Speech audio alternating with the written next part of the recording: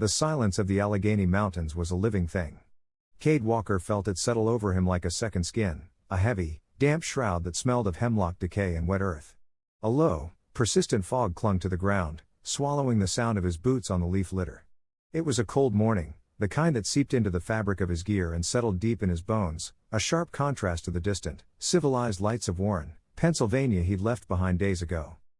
Cade, a Navy SEAL whose quiet professionalism was as much a weapon as the rifle in his hands, moved with an economy of motion that bordered on stillness. His face, painted in smears of green and brown, was impossible to read, but his eyes, a deep, steady gray, held a sadness that no camouflage could hide. Beside him, moving with even greater stealth, was Ranger. Ranger was a 4-year-old German Shepherd, dark as a shadow, and Cade's K9 partner. He was not a pet. He was a silent extension of Cade's will, a living, breathing sensor array that processed the world in ways Cade could only imagine. Cade paused, holding up a single gloved finger. Ranger froze, not a muscle twitching, his head cocked as his ears, black triangles against the gray fog, swiveled to capture a sound Cade couldn't hear, the distant snap of a twig, perhaps, or the cry of a disturbed bird. After a long moment, Ranger huffed, a near-silent exhale through his nose, and relaxed his posture by a fraction. Nothing. Cade gave a slow, single nod, and they moved on, their bond so deep it felt telepathic, forged in the heat of shared danger and the quiet of long vigils. They were deep, miles into territory that bristled with unseen threats. Their mission was simple surveillance, to observe, to report, and to remain ghosts. They stopped again at the crest of a small ridge, concealed by a dense thicket of rhododendron. Cade knelt, pulling his data pad from a chest pouch, while Ranger settled into a low crouch, his amber eyes scanning the valley below. The silence, purposeful and focused, descended again. It was this silence that Cade preferred. It was a working quiet, full of information. It was nothing like the other silence, the one that haunted his memory. Cade's hand, seemingly of its own accord, moved inside his armor, his fingers brushing against the worn, plastic-wrapped edge of a photograph. He didn't need to see it to know what it held. Emily, his late wife, smiling on a beach, her hair caught in the wind.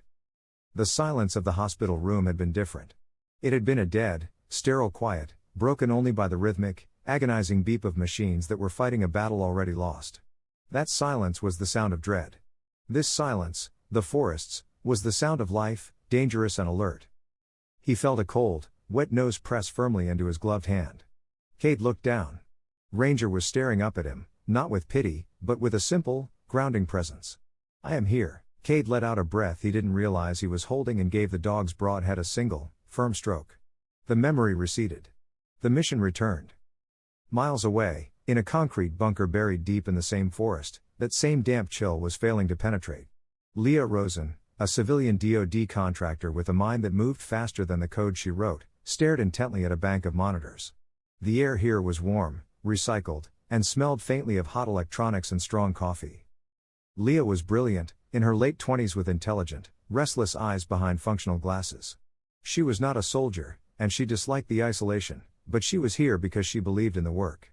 Her technology, a complex web of experimental relay nodes, allowed command to communicate securely, a system she had designed to save lives.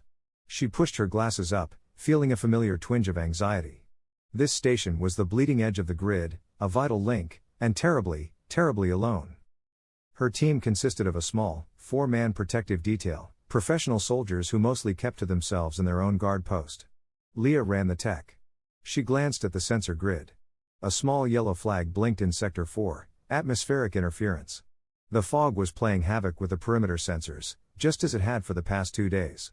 She sighed, taking a sip of cooling coffee. Still, a knot of unease tightened in her stomach. It felt different today. Quieter. She ran a diagnostic, her fingers flying across the keyboard. Everything reported green. She was just letting the isolation get to her. She stood up to stretch, glancing at a photo taped to her console, her sister and a small nephew smiling at a birthday party. That was why she was here, to make sure they, and families like theirs, stayed safe.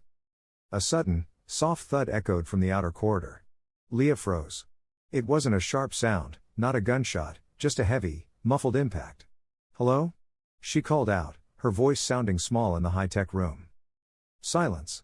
Then another thud, closer this time, like a heavy bag being dropped. The small green light indicating the outer door's integrity suddenly switched to red. Someone was in the bunker. Her training, the brief, mandatory civilian course, kicked in. Not panic, but adrenaline. She didn't reach for a weapon she didn't have. She lunged for her console. She saw a shadow pass under the reinforced steel of her door. They were already inside the main compound. She had seconds. Her hands flew, ignoring the SOS protocol. It was too late for that. Instead, she activated the emergency data purge. It was a failsafe she had built herself, a digital fire that would wipe the station's core, destroying all data, all code, all routing tables. It was her only way to fight back.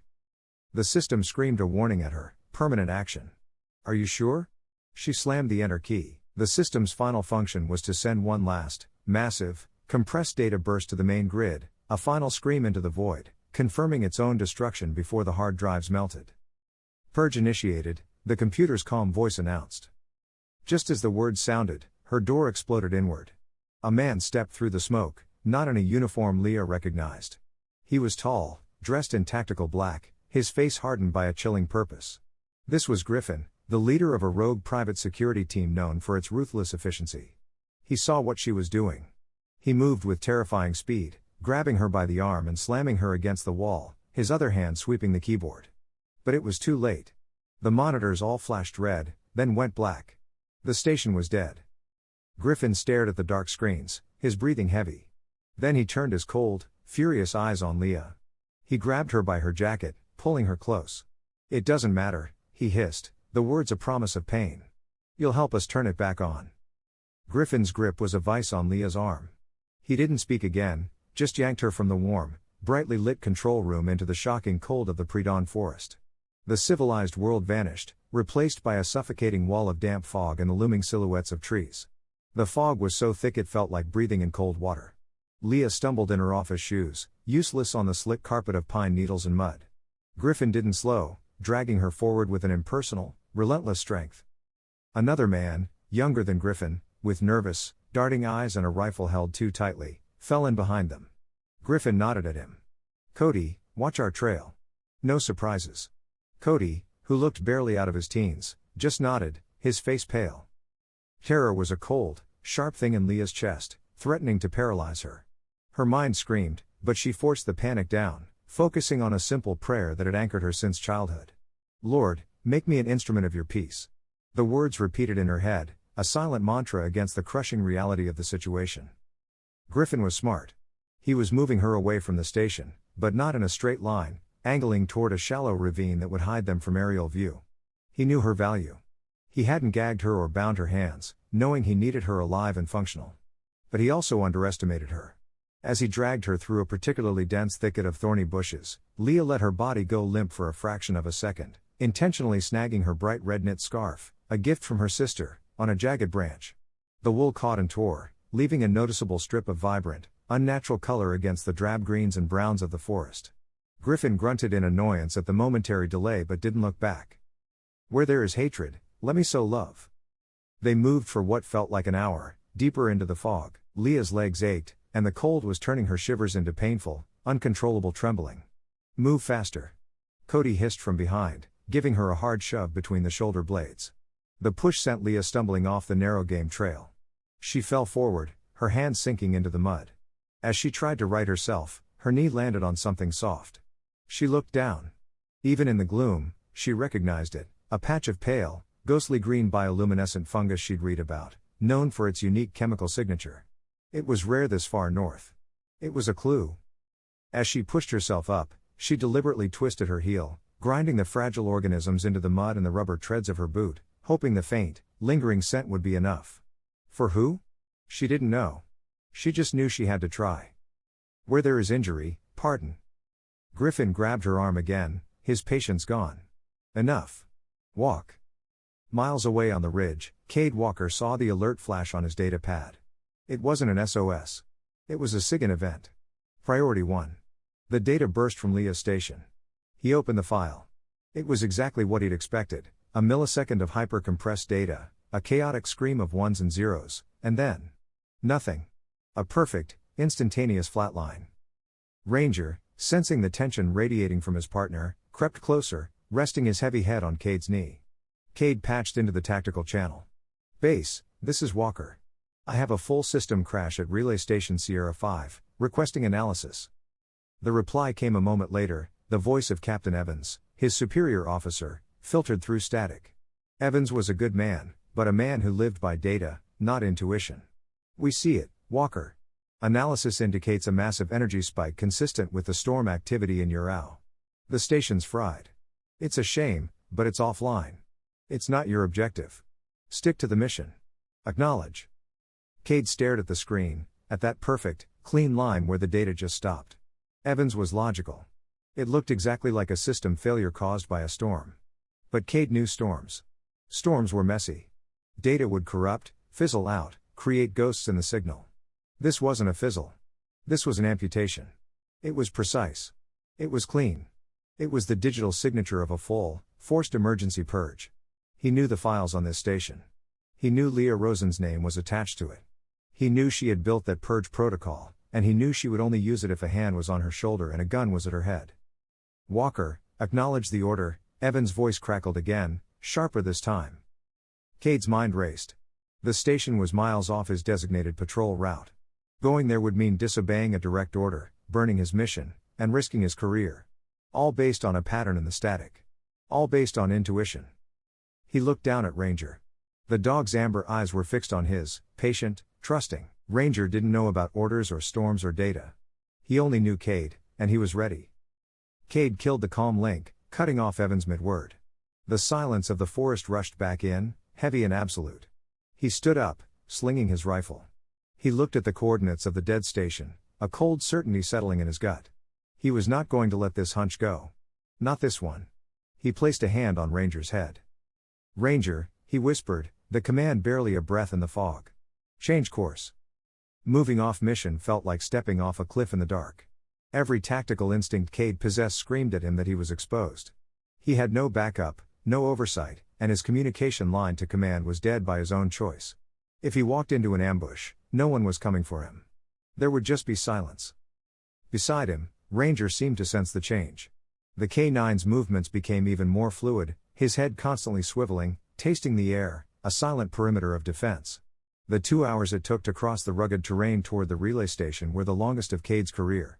The fog that clung to the forest floor began to thin as the sun weakly attempted to break through, revealing a canopy of towering pines that blocked out most of the light, keeping the forest floor in a state of perpetual twilight. They approached the station from the south, using the dense undergrowth for cover. Cade signaled for a halt 300 yards out. He unslung his rifle, his optics scanning the perimeter. Silence. The heavy, oppressive silence he'd felt earlier had been replaced by something worse, a dead quiet. There were no generators humming, no guards patrolling, no electronic chatter. The station was a concrete ghost in the woods. "Easy," Cade whispered, his hand on Ranger's neck. Ranger's muscles were bunched, his body low to the ground, a low growl vibrating in his chest. He smelled it long before Cade saw it. Cade moved first, Ranger matching his footsteps. The professionalism of the scene was chilling. The first guard was in his watchtower, slumped over, eliminated by a single, precise shot. The second guard was near the main entrance, crumpled by the door. Again, a clinical execution. There were no shell casings. No signs of a prolonged firefight. It was exactly what Cade had feared, not a random attack, but a swift, professional infiltration. This wasn't a storm. This was an assassination. He gave Ranger the sign to clear the entrance. The dog swept in low, scanning the corridor before giving the silent clear signal. Cade followed, his rifle tight to his shoulder, the transition from the gray forest to the dark interior jarring. The bunker was cold. The emergency lights cast a faint, sickly red glow over the corridors. Cade moved with methodical speed, clearing room by room, finding them empty, undisturbed. He finally reached the control room. The door was a mangled wreck, blown inward by a precise charge, and it was here that the scene changed. Inside, the room was dark, the monitors black and lifeless from the purge Leah had initiated. A chair was overturned. Papers were scattered. And the air was different. This was where Ranger's world took over. To Cade, the room was just dark and messy. To Ranger, it was a library of screaming, invisible information. The dog's nose twitched, his entire body rigid as he processed the olfactory assault. The first layer was the acrid tang of explosives from the door charge, sharp and metallic. Beneath that was the faint, coppery smell of blood. Not a lot, but it was there, likely from the guards' bodies being moved. But the dominant scent, the one that saturated the air and made the fur on Ranger's back stand up, was something else. It was sharp, acidic, a chemical scream of cortisol and adrenaline. It was the scent of pure, paralyzing terror. It clung to the console, to the overturned chair, to the floor. This was the scent of a victim. And then Ranger detected the other scent. It was layered with the first one but fundamentally different. It was also adrenaline, but it was the cold, sharp scent of a predator, the scent of aggression and focused violence. It was the smell of Griffin. Ranger whined, a high, thin sound of distress he rarely made. He knew this combination. He had smelled it before in other dark places. It was the scent of the hunter and the hunted. Cade, meanwhile, was using a small tack light, his eyes piecing together the human story. He saw the struggle. He saw the path they had taken. And then his light caught a flash of color near the mangled doorway, snagged on a piece of twisted metal from the frame. He moved closer and knelt. It was exactly what Leah had hoped for, a small strip of bright red knit fabric, the torn remnant of her scarf. Cade touched it. It was soft, civilian, and smelled faintly of something floral, a ghost of perfume in the sterile, terrified room. It was not military. It was not a weapon. It was human. The station logs had listed one civilian contractor, Leah Rosen. The abstract data point on his screen now had a name. And the scent of terror Ranger had found now had a victim. The last pieces clicked into place. The professional hit. The clean purge. The scent of terror. The civilian scarf. They hadn't just killed the guards. They had taken her. They needed her. This was no longer a surveillance mission. It was a rescue. Cade's internal debate about disobeying orders evaporated, replaced by a cold, hard certainty. He turned to his partner. Ranger was still focused on the overwhelming scent of fear near the console. Cade tore the small strip of red fabric from the doorframe. He knelt in front of Ranger, holding the scarf out. The dog, recognizing the gesture, immediately pressed his nose into the fabric, inhaling deeply. The scent of Leah, the perfume, the wool, and the fear, flooded his senses, overriding everything else. He now had a target, he knew who he was looking for. Ranger looked up at Cade, his amber eyes intense, his body thrumming with purpose. Cade didn't need a map. He didn't need coordinates. He had the world's most sophisticated tracking system kneeling in front of him. Ranger, Cade commanded, his voice low and firm. Track. The command track was Ranger's release. The dog surged forward, not with the frantic energy of a chase, but with the locked-in, consuming focus of a hunter. His nose was to the earth, pulling in the complex layers of Leah's trail. It was a symphony of scents, the lingering, terrified adrenaline from the control room, the faint floral note from the scarf, and now something new, the sharp chemical tang of the fungus she had ground into her boot. It was a clear, bright line in the olfactory chaos of the forest, a trail of breadcrumbs only Ranger could see. Cade moved behind him, his rifle in a low ready position, his entire being focused on the dog, letting Ranger's instincts guide his own. They moved fast, descending from the station's ridge into a denser, older part of the forest. Griffin was smart. He was moving through terrain that was difficult to track, crossing rocky ground and shallow streams to mask his trail. But he hadn't counted on the fungus. Ranger never faltered. After 20 minutes of rapid, silent movement, Ranger suddenly stopped.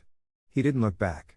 His entire body just went rigid, his head low, one paw hovering slightly off the ground. Cade froze. "What is it, boy?" He breathed. He scanned the ground in front of the dog. It was a narrow game trail covered in leaves. Nothing. But Ranger's posture was absolute. Trap. Cade knelt, his eyes inches from the ground, brushing the leaves away with agonizing care. His glove brushed against something hard and metallic, the edge of a pressure plate eyed, perfectly concealed. A single misstep would have ended the mission and their lives. "Good boy," Cade whispered, his heart hammering. He carefully marked the device with a small chemical light visible only to him, and they gave it a wide berth, reacquiring the trail on the other side. Griffin was a professional, and he was protecting his escape. Meanwhile, Leah was fighting to breathe. Griffin had dragged her for another mile, his pace brutal, until they reached the source of a growing roar, a fast-moving, rocky creek swollen with cold mountain runoff. The water crashed over gray stones, the sound a deafening, isolating white noise. Griffin smiled. It was a thin, cruel expression. "A perfect place," he said, his voice barely audible over the water. "No one can hear you." He nodded to Cody, the younger mercenary, who looked visibly uneasy, his eyes darting to the dark woods around them. "Watch," Griffin ordered. Cody took up a position by a large boulder, his rifle pointed back the way they had come. Griffin turned his full attention to Leah. He didn't waste time. He grabbed the front of her jacket and dragged her into the freezing water. The shock of the cold was so intense, it stole her breath before he even spoke. "The override codes," Griffin said, his voice flat. "The ones you didn't have time to purge. The master access." Leah shook her head, her teeth chattering so violently she couldn't have spoken if she wanted to. I don't." Griffin didn't let her finish. He shoved her backward, plunging her head under the churning, icy water. It was blackness and roaring. The cold was a physical blow, 1,000 needles stabbing her scalp. Panic seized her, her lungs burning, her limbs thrashing uselessly against the current. Just as she felt her consciousness begin to fray, he yanked her back up by her hair.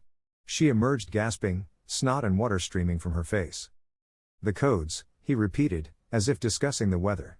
This was not a man in a rage. This was a man doing a job. It was terrifying. "No," she choked out. "Lord, make me an instrument of your peace." He shoved her under again. This time she tried to prepare.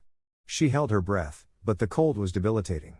"Where there is hatred, let me sow love." He was holding her under longer. Her lungs were on fire. She fought the instinct to inhale, to suck in the freezing water. She thought of her nephew's face, his laughing eyes. She was protecting him. She was protecting all the families of the soldiers her system kept safe. The fear was still there, but beneath it, a new layer had formed, a hard, defiant core of resolve. Cade and Ranger were moving again, faster now, Cade's senses screaming with urgency. They'd found a second trap, a tripwire connected to a fragmentation grenade, just 10 minutes after the first. Ranger had caught the faint scent of the wire's metallic coating. Griffin was layering his defenses. As they cleared the second trap, Cade heard it. Over the rustle of the wind in the pines, he caught the sound of rushing water. His blood ran cold. He knew that sound. In his world, a loud, isolated body of water was a tool. It was a place to mask the sound of interrogation. It was a place to drown someone. "Faster, Ranger. Faster," he urged. Ranger didn't need to be told. The dog was already straining, the scent of Leah's terror growing stronger with every step, now mingling with the wet, mossy smell of the creek bank. Griffin pulled Leah up a third time. She was barely conscious, her body limp, her face a pale blue. "Last chance, engineer," Griffin snarled, his patience finally breaking. He pulled a small waterproof data pad from his vest. "Give me the sequence, or you die." Leah could only shake her head, a small, weak movement. Then you get nothing," she whispered, her voice a reedy gasp. Faith and duty had merged. She would not be the one who broke. Griffin's face contorted in a flash of pure fury. "Useless," he spat. He raised his hand, not to dunk her, but to strike her, but then he stopped, a cruel idea forming. "No. You'll just fade away." He grabbed her by the hair in the back of her jacket and shoved her under the water, this time holding her down with his full weight, his boot planted firmly on her back. At that exact second, Cade and Ranger burst through the tree line onto a small bluff overlooking the creek, 30 yards away. Cade's eyes took in the scene in a fraction of a second, his combat-trained mind processing the image with sickening clarity. The nervous guard, Cody, looking the wrong way, the man in black, Griffin, standing in the creek, and the submerged shape of a woman, her red scarf a tragic speck of color in the swirling gray water. Cade dropped to one knee, the rifle seeming to leap into his shoulder. He acquired his target. His finger slid to the trigger. He saw it all through the scope, Griffin pressing down, and the last desperate bubbles rising to the surface. Time stopped. Through the scope, Cade saw the last cluster of desperate bubbles break the surface. And in that tiny, tragic eruption, the cold gray creek vanished, replaced by the sterile beige walls of a hospital room.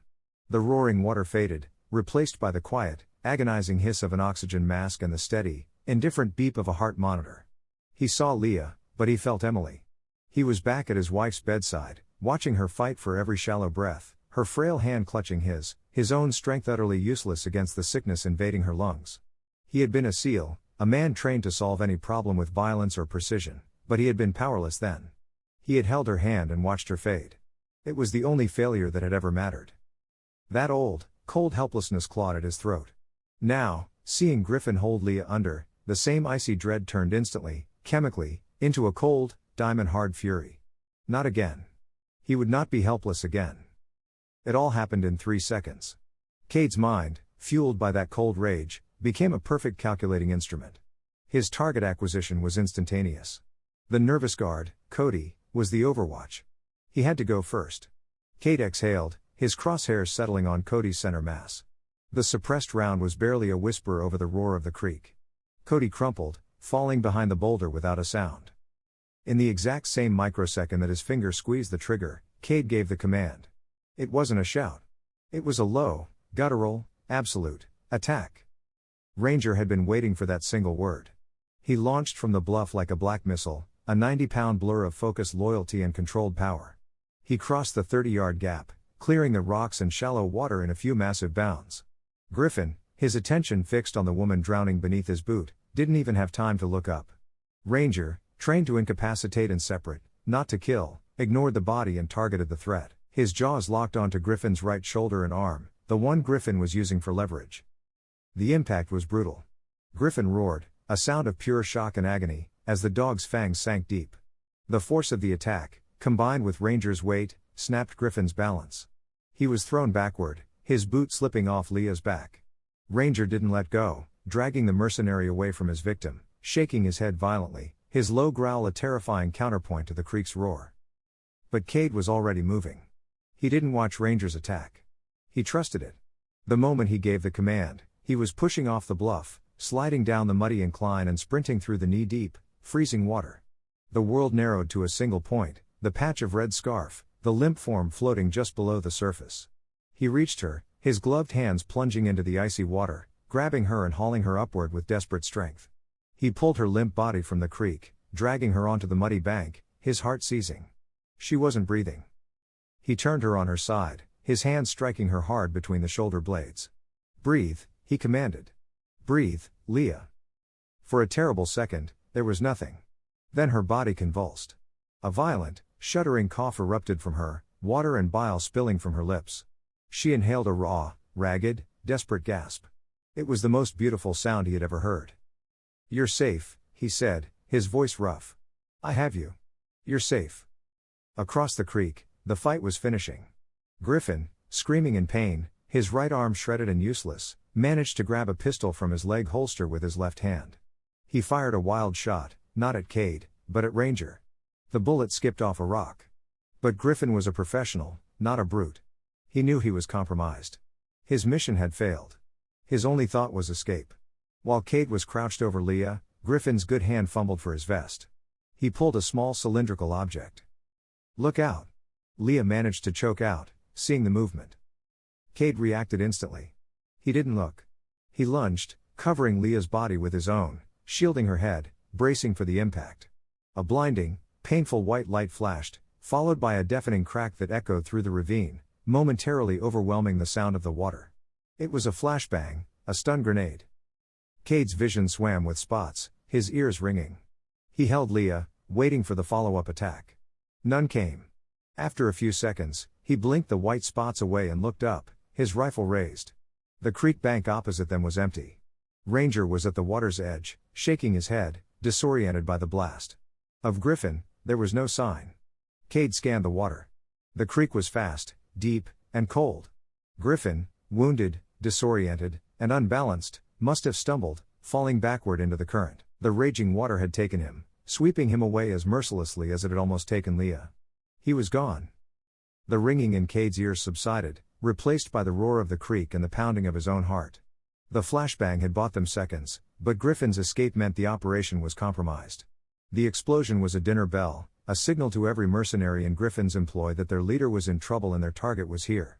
They had to vanish. He turned to Leah. She was on her hands and knees, still coughing, her body shaking in violent, convulsive waves. It wasn't just the cold. It was hypothermia, the creeping, insidious killer of the backcountry. Her lips were blue, her skin the color of ash. "Leah, we have to move," he said, his voice a harsh command. He pulled her to her feet. She cried out, her legs buckling. I can't," she stammered, her teeth chattering so hard she could barely form the words. "It's so cold." Cade saw it then. She wasn't resisting, she was shutting down. Her body was failing. The cold, efficient operator in Cade vanished, replaced by a harsh, urgent caregiver. He didn't have time for a full rewarming. He had seconds. "Ranger, watch," he commanded. The dog, recovered from the blast, instantly took up a perimeter, his head low, scanning the woodline they had just left. Cade dropped his heavy pack and tore it open, his movements precise, yanking out his hypo wrap, a thin, crinkling emergency blanket of reflective mylar. "Arms up," he ordered. She was too weak to obey. He holstered his rifle, grabbed her, and shoved her arms through the armholes of his own outer thermal layer, which he had unzipped. He wrapped the crackling mylar blanket around her torso under his jacket, trapping his own body heat against her. It was a clumsy, desperate intimacy. He ripped a hydration bladder from his pack. "Drink," he ordered, forcing the mouthpiece to her lips. She weakly sipped the electrolyte water. Leah, in her freezing, disoriented daze, saw the shift. This man, this terrifying soldier who had appeared like a ghost and unleashed violence, was now touching her with a gentleness that was almost clinical but undeniably protective. His hands were rough as he checked her for wounds from the rocks, but his voice, though firm, was steady. "You are safe," he repeated, not the way he had said it before, but as a statement of fact. She saw him look at Ranger. The dog shifted, and Cade nodded. A silent conversation that she, a civilian, could suddenly understand. She wasn't just with a soldier. She was with a team. A deep, primal trust born of shared trauma and an undeniable sense of competence began to cut through her fear. She nodded, her shivering still violent, but her eyes clearing. "Okay," she whispered. He pulled his pack back on, now lighter, and grabbed his rifle. He put his arm around her waist, pulling her tight against his side. "Stay with me," he said. "Ranger, lead." The exfiltration was an agonizing, slow-motion nightmare. Ranger took the lead, not tracking, but scouting. He became their eyes and ears, his movements a fluid, silent dance through the undergrowth. Cade half carried, half dragged Leah, forcing her numb legs to move one agonizing step at a time. Every snapped twig, every rustle of the wind, sent a jolt of adrenaline through him. He was off his route, his mission compromised, and he had a non-combatant. It was the worst-case scenario. Leah, for her part, focused on the only two things that made sense: the rhythmic, steady breathing of the man beside her and the black, silent shadow of the dog that moved ahead of them. They were her lifeline. They had been moving for 20 minutes, climbing a steep, muddy embankment, when Ranger suddenly stopped. He didn't look at a threat. He just froze, his nose high, sniffing a cross breeze. Cade froze too, pulling Leah into the shadow of a large pine. He listened. Nothing but the wind. He put a hand on Ranger's flank, feeling the tension in the dog's muscles. "What is it?" Ranger didn't look back. He just tensed. They were near an old, overgrown logging path, a natural thoroughfare. And they weren't alone. Suddenly, Ranger lunged. But he didn't lunge at an enemy. He lunged at them.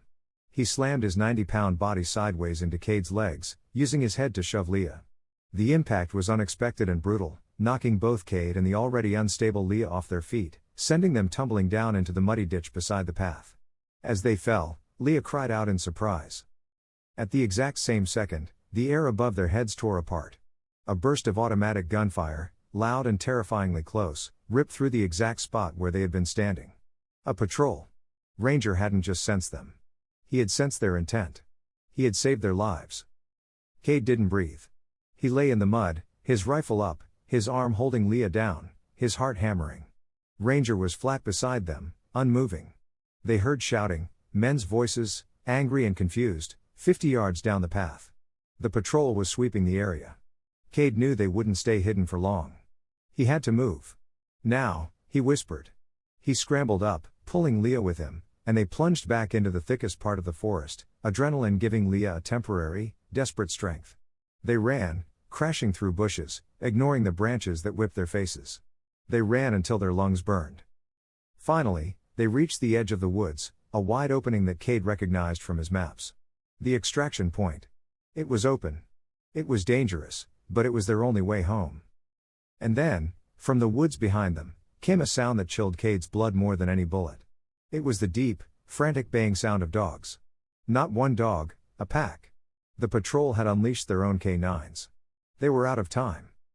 The baying of the dogs was a death knell. It was deep, frantic, and getting closer. "They have dogs," Leah whispered, her voice cracking with a new, sharper terror. Cade didn't look at her. He was already moving, his fingers flying over his satellite communicator, shielding it from the fog. His voice was low, fast, and stripped of all emotion. Mayday, mayday, mayday. This is Walker. I am off route, engaged, civilian in tow.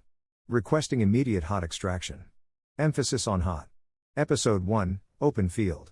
How copy? The reply was a burst of static, then a voice. Solid copy, Walker. Helo is spinning. 5 mics out. Hold them, son. 5 minutes. An eternity. Cade grabbed Leah, hauling her to her feet. The open clearing stretched before them, a 300-yard sea of tall, dead grass ending at a slight rise. It was a perfect kill zone, but it was their only way. We go now, he said. Do not stop. Do not fall. If you fall, I will drag you. Ranger. The dog, who had been staring intently at the woods, snapped his head back to Cade. Heel. Watch our 6.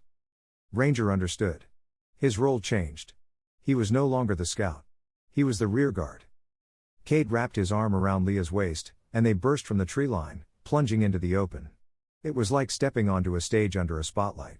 They were halfway across, Leah's legs burning, her lungs on fire, when the first shot cracked overhead. The patrol had reached the wood line. Bullets snapped through the air, tearing the grass around their feet.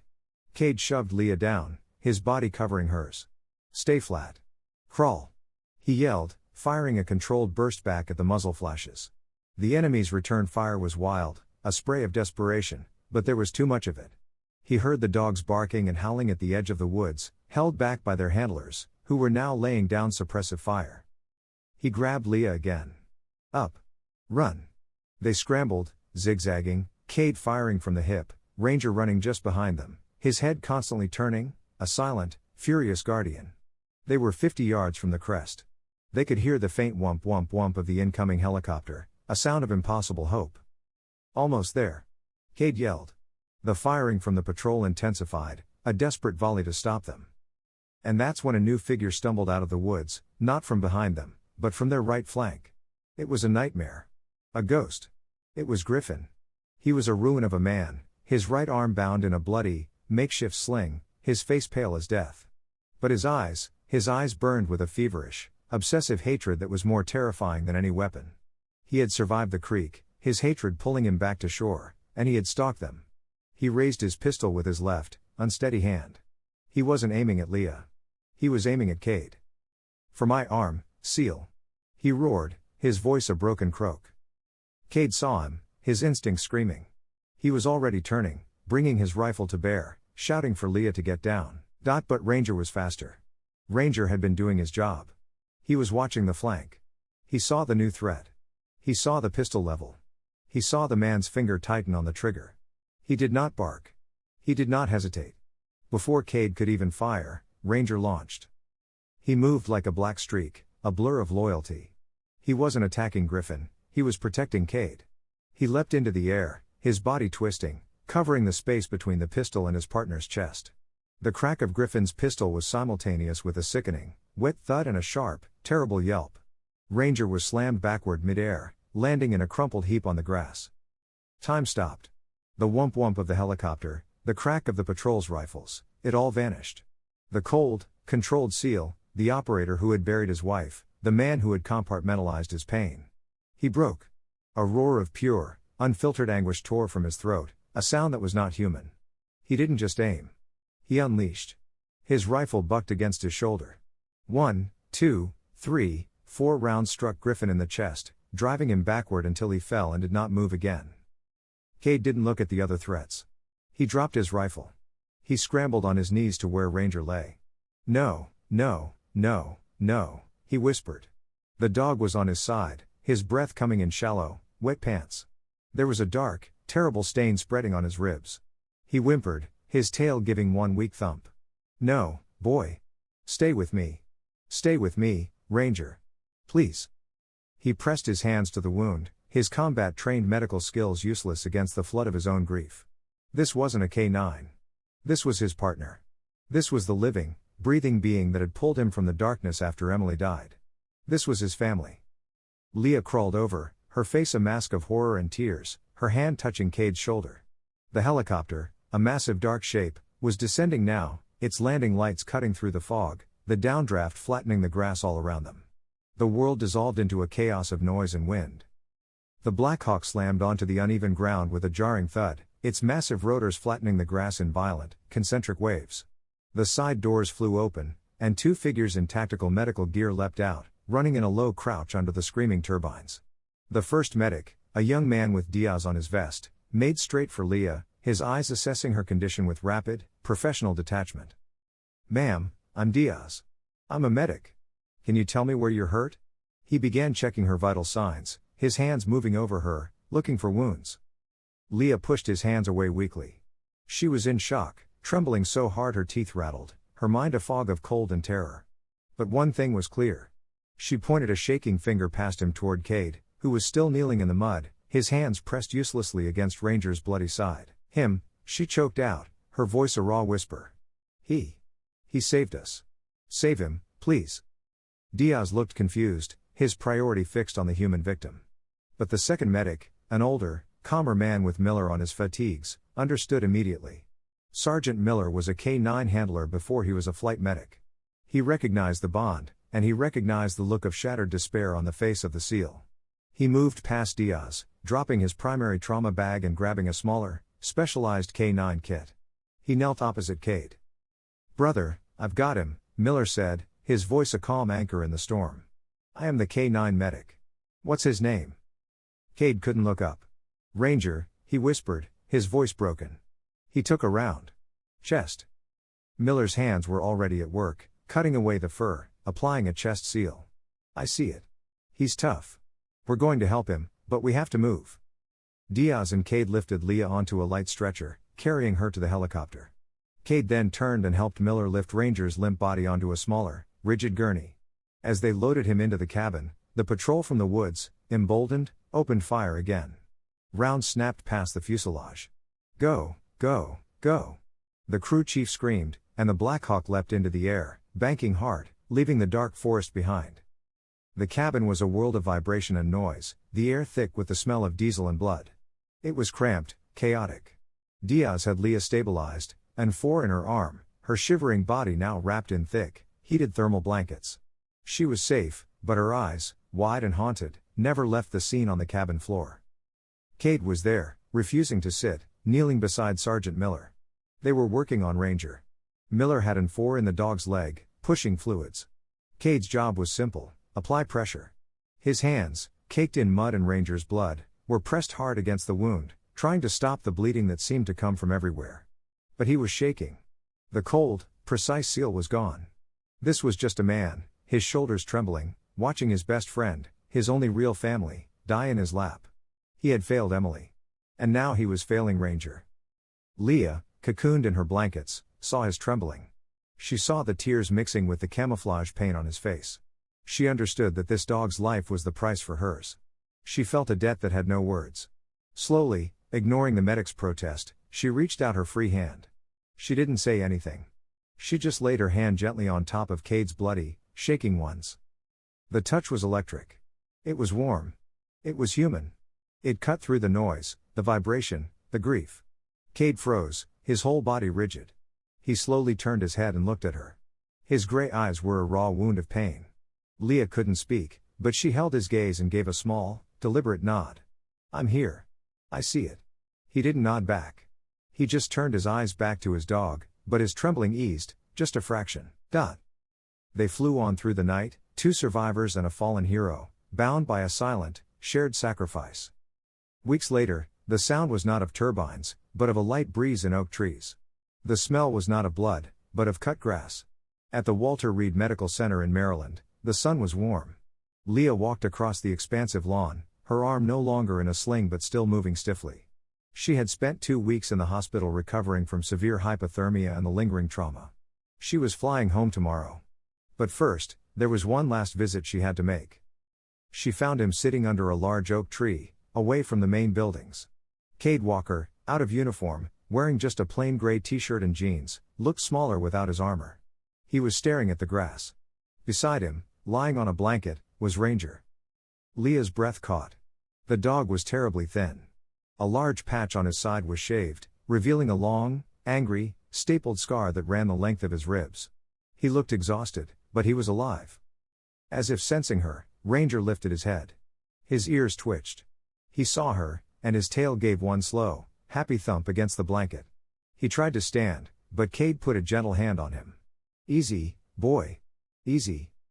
Cade looked up as Leah approached. His face was clean, the sadness still in his eyes, but the raw despair was gone.